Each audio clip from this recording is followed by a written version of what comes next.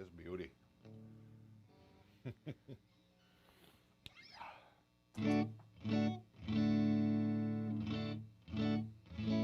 Look, Ma, no hands. Woo!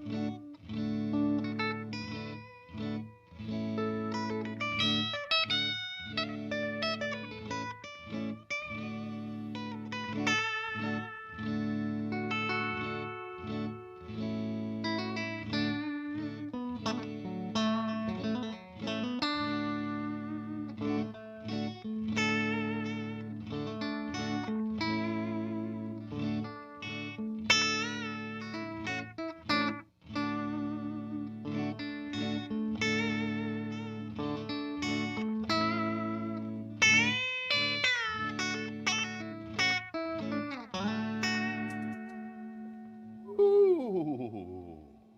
Good morning, everybody, and welcome to the Reverend Guitars Circle R Ranch here from sunny, beautiful Toledo, Ohio. I hold in my hands this lovely East Cider tea in satin black. And I was jamming on a little song called Break a Heart by one of my bands, the Zimmerman Twins. Record just came out a couple weeks ago. I don't think physical copies of the CD are available yet, but you can find that song in particular by looking up Zimmerman Twins Break a Heart on all of your popular streaming platforms. And maybe even we'll talk Penny into putting a link below. Pretty proud of it. It's about 3 years worth of music, I think, going on that bad boy. And a lot of Reverend involvement, as a matter of fact. Our old shipping manager, Kevin Tufts, plays drums. And one of our sales guys, Seth Anderson, plays bass. I play a little bit of one of these, my beat up E-Sider S, of course. And but mostly I play a Fender double 8-string 1958 string master in that band. And probably in that recording, I was using a mixture of, I have a Carr Vincent and so a couple of deluxe reissues that sound really, really good. And check it out. Did Matt play his Daredevil? Matt played his Daredevil, and Seth played his Mercalli 4. Yes, indeed. And Kevin Mernon played his Sensei Junior. Nice. There's also Flat Rock all over it. The Cream Flat Rock played by both Matt and Kevin on there. And yeah, it's a veritable Reverend demo.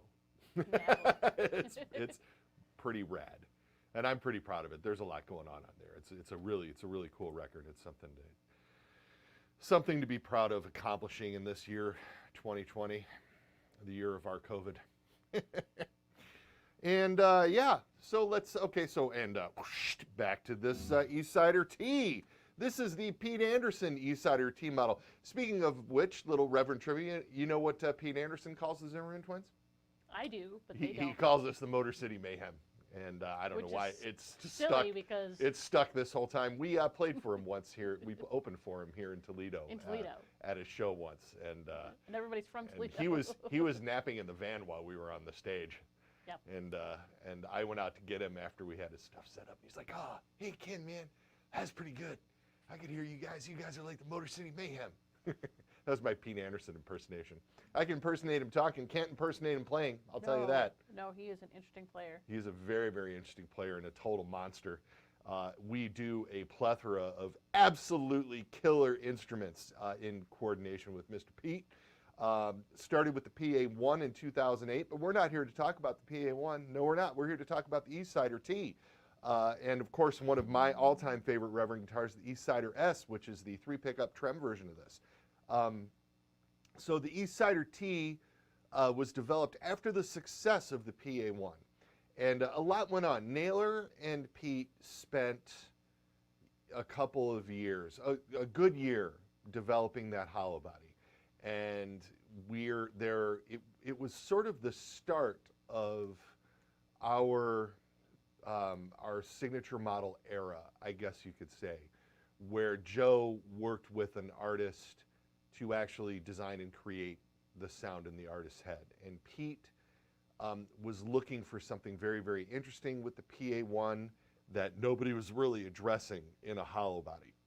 He wasn't finding what he was looking for in any of the G brand guitars, either of the G brand guitars. And so turned to Naylor. Reverend's first incarnation was about 2 blocks away from the house that Pete Anderson grew up in. Yeah. Used to be called East Detroit. Now it's called East Point, Michigan. And Pete just thought that was really cool, and that was one of many things that led him to us. That, and of course, Rick Vito, seeing Rick Vito playing these semi-hollow original slingshot guitars, and Pete thought that that looked interesting. The construction of that guitar was interesting enough that Pete thought it would be cool that Joe could possibly handle what he was looking for in a hollow body. And we nailed it, and Joe nailed it.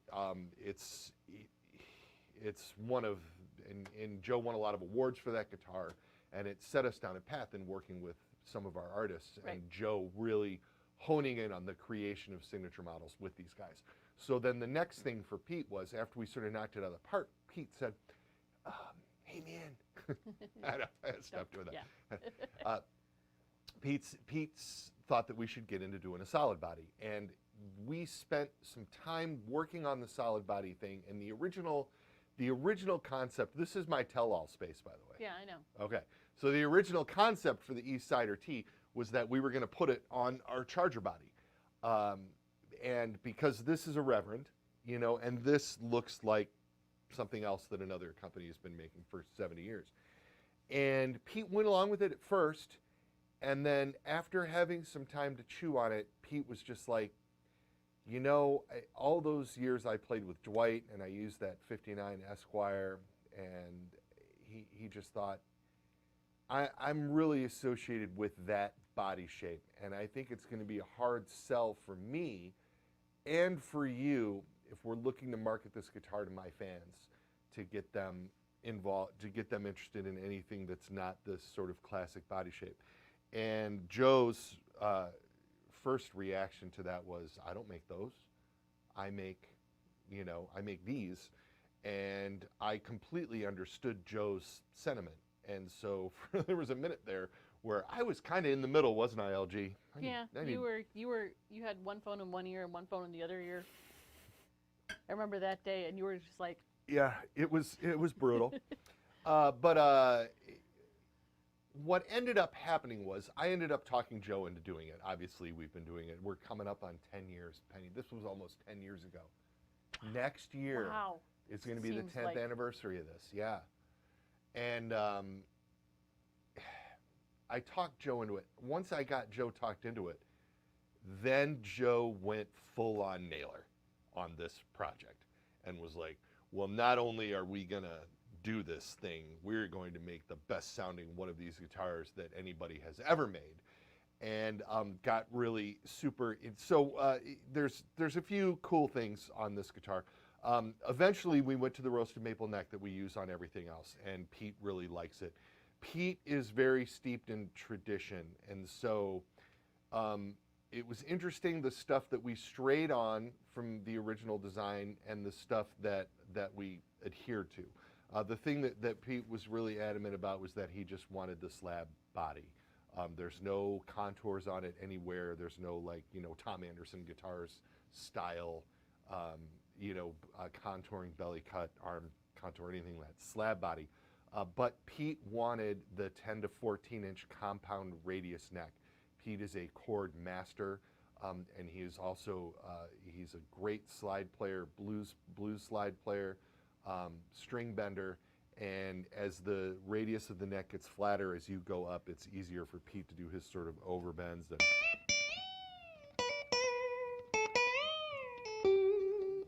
2.5 steps on the B string or the G string is not, and they just don't fret out anywhere. I mean, when we do 2-step bends on all the strings, I hear that all day long. Yeah, but we check all that. I know I just stretch that string out quite a bit, so I figured I'd have to tune that back up a little bit. But that flatter radius allows you to do that stuff very, very easily. And well, I just knocked this whole thing out of whack.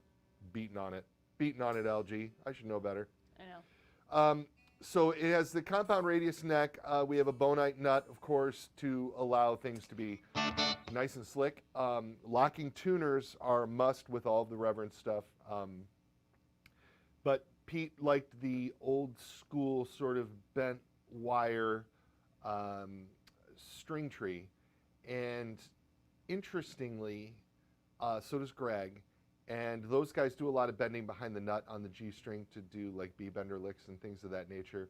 And while the triple tree does hold the string more secure, the G string more secure in the nut, and allow the G string to pop and sustain a little bit longer, for the guys who do a lot of it, it changes the tension that you have to apply with your finger when you're bending behind the nut on the G string. So That's for a supposed guy to be like good. Pete or a guy like Greg, who have been playing some certain licks way for decades, yeah. that the triple tree kind of for those guys is like now. The interesting thing, Pete also very much likes the look, and so on the East-Sider guitar we have an old school string tree. Now the Gristle Masters we ship with the triple tree on it because Greg thinks it's cool. Right. Greg likes the triple tree. Right. Loves the modern idea of it, loves the concept behind Right. it, all of that. Just when he's ripping, he prefers the two thing because of his bend thing. So, and one of these days we're just gonna make that Greg Cocken used to it. You're just gonna have to conform. Mr. Yeah, right.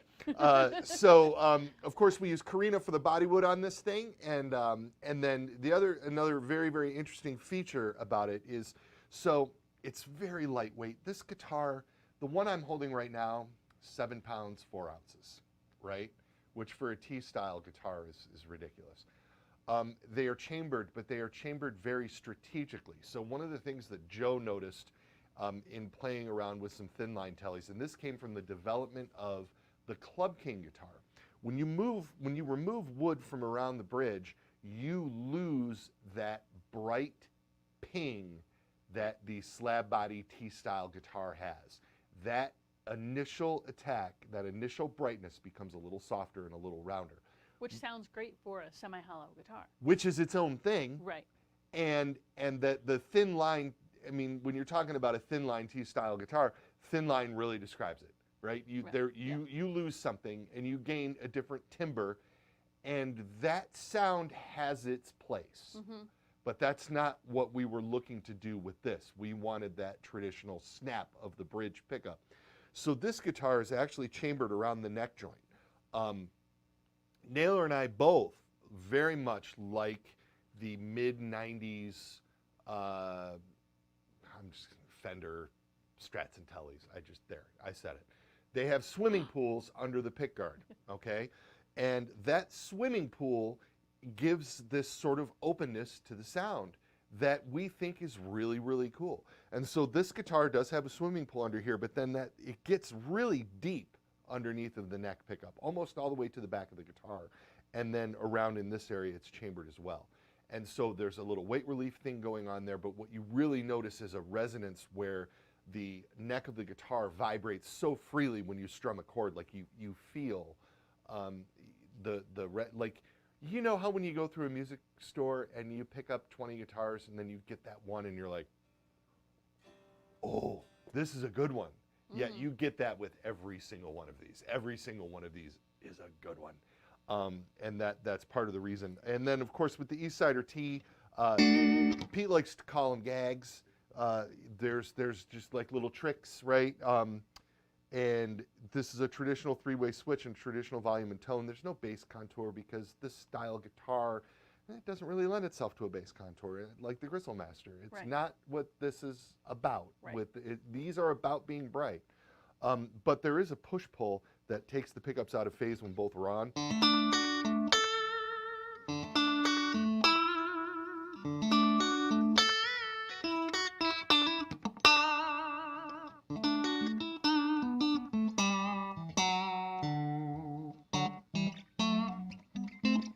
Love that sound.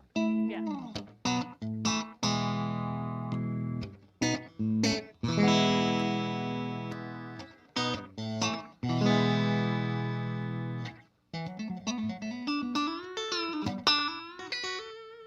We'll put it back in.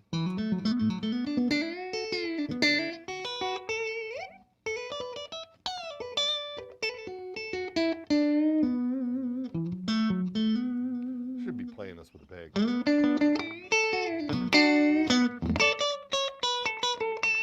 Because the thumb thing that I always do does it changes the Dampens it a little attack. bit, You know what I yeah. mean? And doesn't make it as bright as it is.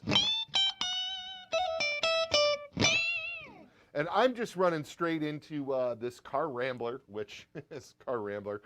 I have a MXR carbon copy, given just that really quick slapback. Because I like it, and I can turn it off.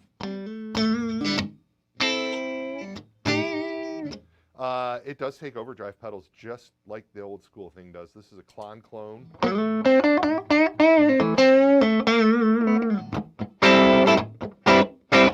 That's both pickups on. Here's the bridge with the Klon clone.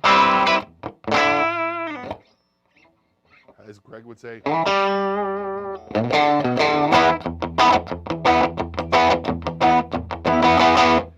Yeah, was I peeking that out? A little bit. Yeah, but that's how that was done. I mean, that was, those were done on these with little amps. And that brightness added to that crunch that you hear on some of those old records and Jeff Beck and Jimmy Page in the 60s, right? Mm-hmm. That's how it was done. Small amps cranked with this bright bridge pickup. Anyway, I've blathered on enough. But as you can tell, I love the East Sider T. We love Pete. We've been working with Pete now for like 12 years, man, and Pete is just cool as shit. He's such a good dude, and he has taken Detroit attitude all over the world, and a whole bunch of Detroit attitude lives up in the hills in Burbank right now, and I talk to Pete all the time, and he's cool as hell. We have an amazing addition to the East Sider line coming later in 2021. 2021. Yeah. Something else very, very cool that we're working on in this vein. So this particular East Sider T, if you're in the Toledo area and you want to check it out in person, I'm hoping that probably later today, it will be on its way to Small Box Music in Maumee. Down I the don't know street. if they're going to come pick it up or if we're going to drop it off or if we're going to, I don't know where it is, but it's going to go right down the street. Yeah. So that's where you'll be able to find this bad boy right here. LG. Multiple people asked about the difference between this and the Trick Shot, or the difference between this and the Gristlemaster. If you could. Yeah, no, Where those are do great they all questions. fit together? So the Trick Shot is what we would call the Reverend take on this. The Trick Shot has the traditional Reverend 12-inch radius neck with the traditional Reverend headstock. It's still the same scale length. It's still the same frets, but it's our more traditional feel neck. And of course, it has the Trick Shot is on the Charger body platform. We do use the same bridge and we do use the same pickups, but the routing is different. It doesn't have the phase switch. So the Trick Shot is just kind of a stripped down version, I guess you could say. It's a Reverend T style guitar. With the rest of the Reverend features, the triple tree and all that sort of thing. The Trick Shot, as you know it, with these pickups is going on hiatus this year. What we have shipped is what is going to be out there for a little while. I hope to bring the Trick Shot back someday, but we have a fun guitar that is in that vein, kinda. That's going to be coming next year. Yep. That's going to. We're so busy, you guys. We had to make decisions. We had to make hard decisions. Buckshot's not going anywhere, though, folks. Just so you know, Buckshot's a staple. Been around a long time. And then of course the Gristlemaster is the hyper Greg version of this thing, where with the addition of the Fishman Fluence pickups, which are noiseless to a degree. The Fluence is different.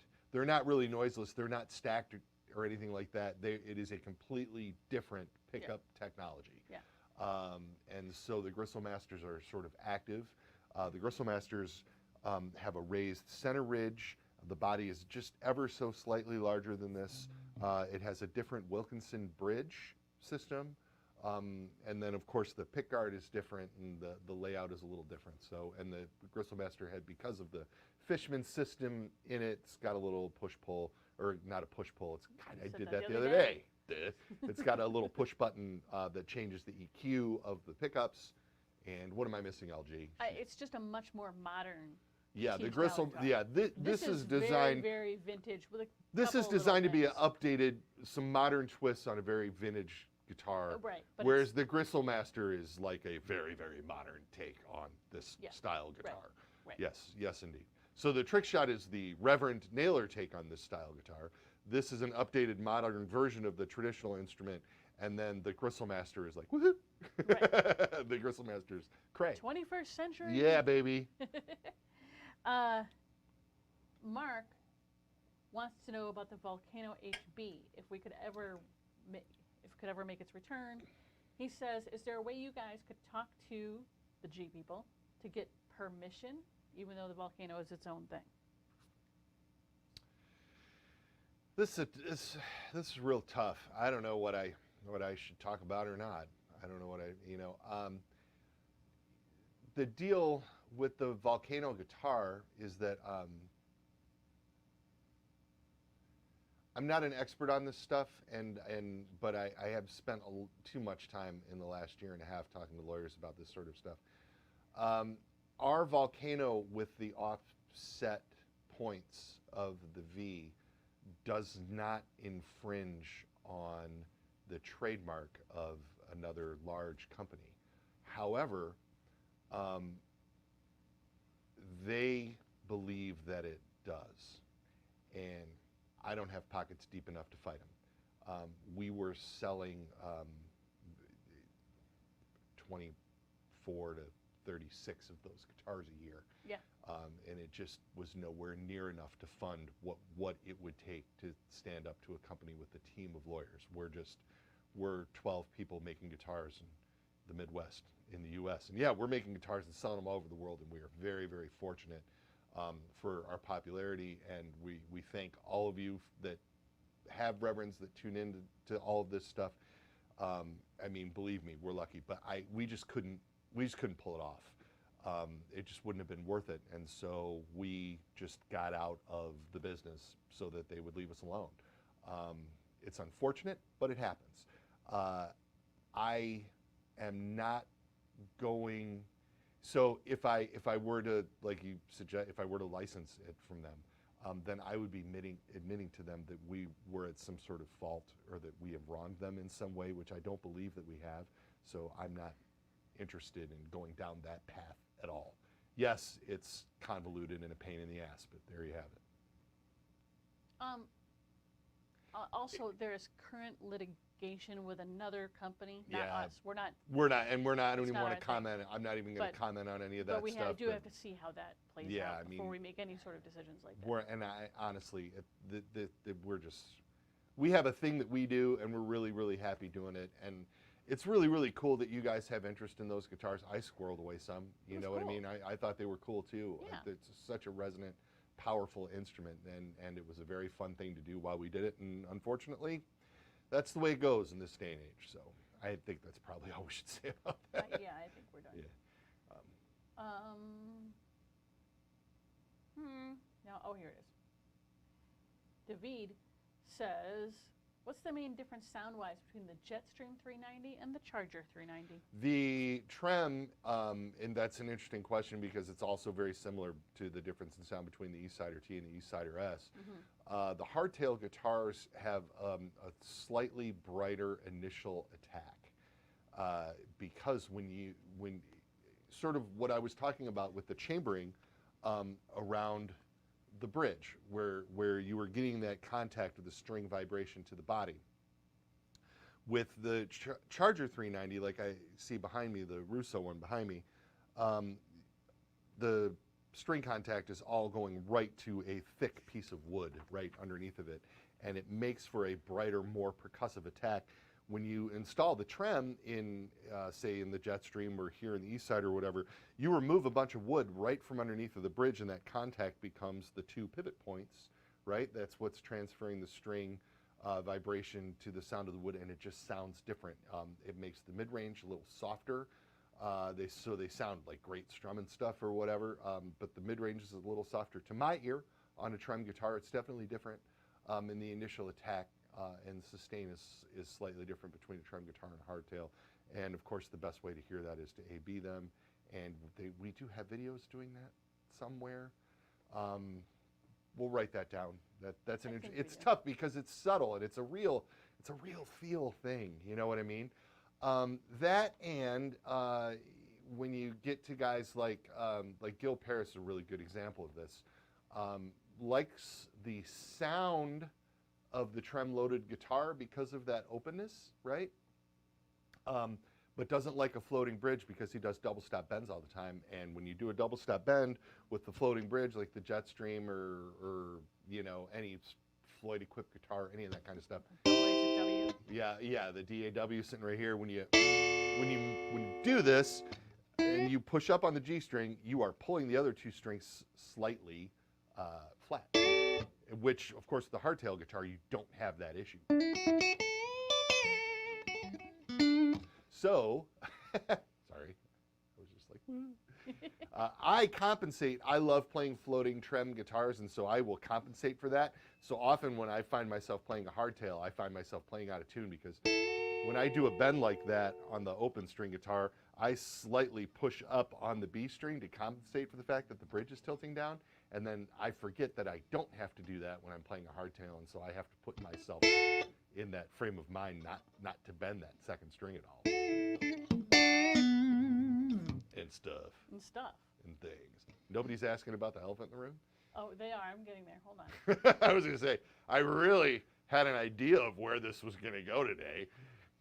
Sherritt would like to know if we would ever consider using Fishman Fluence bass pickups in a model. Oh, boy, that's a tough one. First off, I didn't know those existed until right now. For that, I apologize. You guys, there is so much going on in the gear world, and it's all coming at me. And then I am so busy concentrating on our stuff and getting our stuff out that I miss things. Maybe they did bass pickups first, for all I know. The only way I see that happening off the top of my head is if I have an artist that's interested in using them. Joe makes terrific pickups, and while we do have one artist, soon to be two, using Fishman pickups in their models, we are doing that on the preference of the artists and the interest of making a signature model exactly the way the artist is playing it and offering it to you, and so that has fueled our partnership with Fishman. Outside of those relationships, Joe designs great pickups. There's just nothing there. And Joe's bass pickups, man, those Jazz Bomb pickups and the thick brick and the split brick, I mean, these are some absolute, and the P-rails. Ooh, don't get me started. Look at Watt. I mean, Watt loves them. And this is a guy who's played everything, and this is Naylor's new, passive, new-ish, I mean, for the last few years, passive bass pickup design, and a guy like Watt is down. So to me, that speaks volumes about what Naylor's capable of. And so outside of that, and then don't even get me started on the Railhammer thing. I mean, the Railhammer's just the clarity but we don't of have a passive Railhammers humbucker. Bases either. No, of course not, because there's no real reason for it. It doesn't solve an issue there. Anyway. Are you ready? I've had many questions on this. Really? But Daniel, what would that be? Daniel says, he sort of put it all in one comment. What's the word on that new Corgan SIG? Possible ETA? New pickups? Details? Well, here's the thing. We're working on a new signature model for a guy named Billy Corgan. Plays You may in a or may band. not have seen that in Premier Guitar yesterday. Yeah, plays for a band called the Smashing Pumpkins. Pretty good dude. One of our more popular signature models is the BC1, of course, with the aluminum pickguards. And Joe and Billy worked on that BC1 for, again, quite a while to really offer just a rad guitar. And then, so how this started, and we'll be telling this story a lot more as it gets closer, but we would go see the Pumpkins shows all the time when they came through town, and we'd go to see them wherever we could, basically, right? And when they were playing the stuff off of, was it Melancholy? I think so. Billy would go back to using his Strat that was tuned to E flat. Yeah. And the quote that I have from Corgan, paraphrased, is something to the effect of, our BC1 guitar, the Billy Corgan Signature Reverend, is the end all of all modern rock guitars for the moment, for the here and the now of what distorted rock guitar sounds like. We brought it home and set a new standard with the BC1, according to Billy. But when he was going back and playing some of those older songs, he was missing some growl or something. There was something in the EQ range that he was hearing. And I think a lot of this has to do with, dude played those guitars for 30 years. Well, sure. And that's the thing, you know what I mean? And so he and Joe sat and talked about finding that thing, that elusive thing, you know, that Billy was missing when he was tuned down a half a step. And you guys got to understand, this is a pro guy and talking to another pro guitar designer, and there's stuff going on in that conversation that is just way over my head. You know what I mean? You're hearing things that even trained listeners don't hear. Right, and I must have spent too much time in front of Marshall Stacks in the late 80s and early 90s to hear some of these subtle things that Joe and Billy are talking about. But this whole conversation started about doing a second version of that guitar for Billy to do that stuff with, and then one thing led to another, and we ended up with the prototype that you saw in Premier Guitar yesterday. And we were taken by surprise. We knew, Penny and I had talked to Billy, and Billy had told us how excited he was about the project and how well he thought it was going and how happy he was with the prototypes. And which is great. I mean, there's nothing more exciting for us than to see our artists being that excited about something new. That's fucking rad. And so we were super fired up. Well, then we find out that he did this photo shoot with it, and we were like, oh shit. We have another round of prototypes coming before we're even ready to launch that. Now it's going to look like that when it's done. The look is not changing. That's what it's going to look like. But we're experimenting with some other just details of the guitar, and then once this second round of prototypes gets approved by him, which we're hoping will have approval to go into production by the end of January. It's mid-January, end of January, we should have approval from Billy to go into production. We're not looking at being able to launch this thing until summertime, and launch it right. And launch it right, we will. And Penny and I were even talking yesterday, like, oh boy, the initial reaction to this has been really good. Right. You know, like, how are we going to get this thing rolled out, you know, properly and stuff. So we're all over it, folks. I'm sorry for the wait. I'm sorry that we're looking at 7 months, 8 months before you guys are going to have them in your hands. But our production for the first half of next year is already set. We're so busy that we've already got our schedule set. So we're looking at July before we even start making them, and then we got to get them out after that. So it's fun to have something to look forward to, and don't let that bring you down. Wait till you see what we're about to drop on you guys over the next few weeks. We've got so much cool shit coming.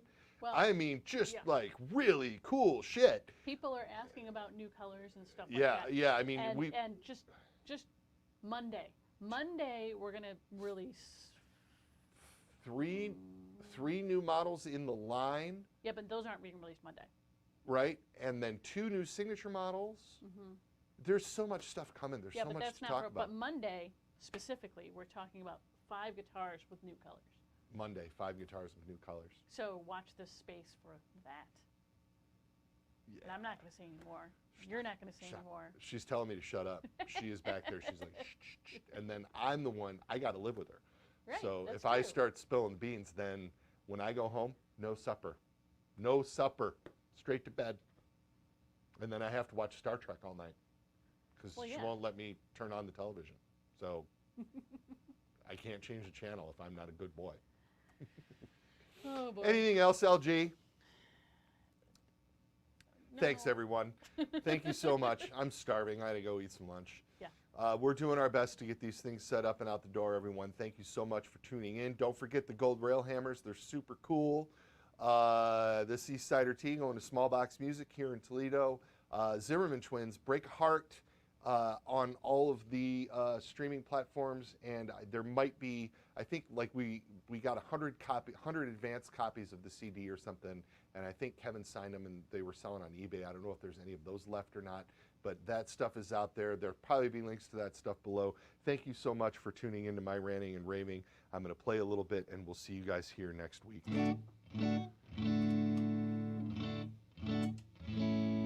I'm gonna put on the Klon clone and turn the volume down a little bit just to give it a little different timbre.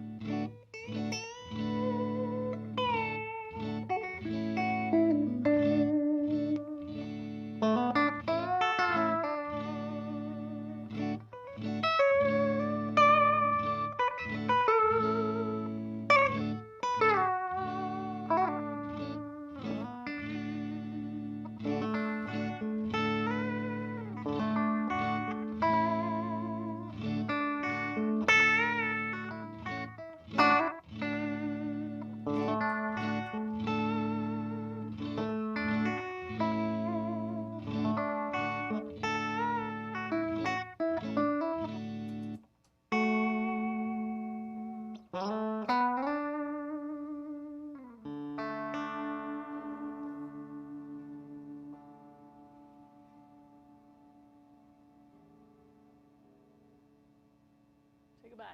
Goodbye.